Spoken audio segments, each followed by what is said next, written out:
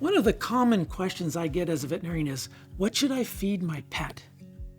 And I can understand the question.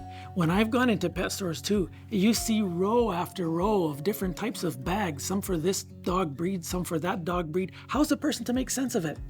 And the truth of the matter is, some food, yes, is better than other. Yes, some companies tend to make higher quality food.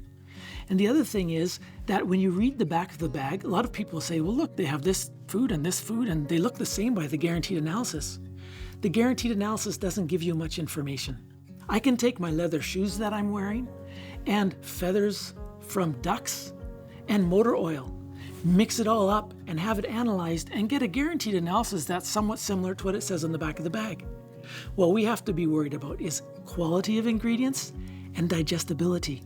And those are also important because you as a pet owner will also see what comes out the back end.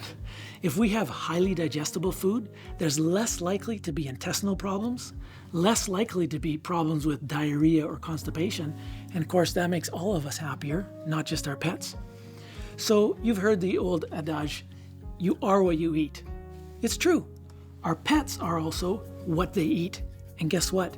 They depend on us to do that, to feed the right kind of food.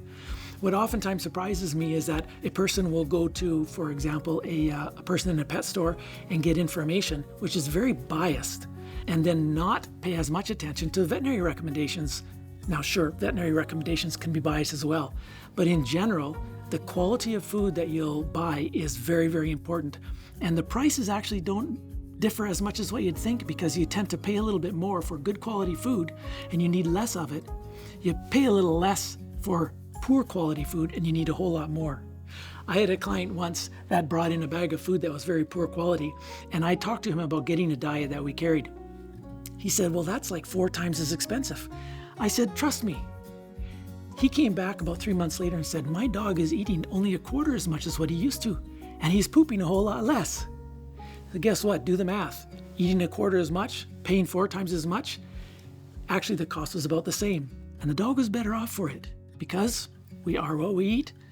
And your dog, certainly we want to find something that they like, but even more than that, we want to make sure that they eat the right amount to keep them healthy, living long, and that will be a benefit for our relationship with our dogs.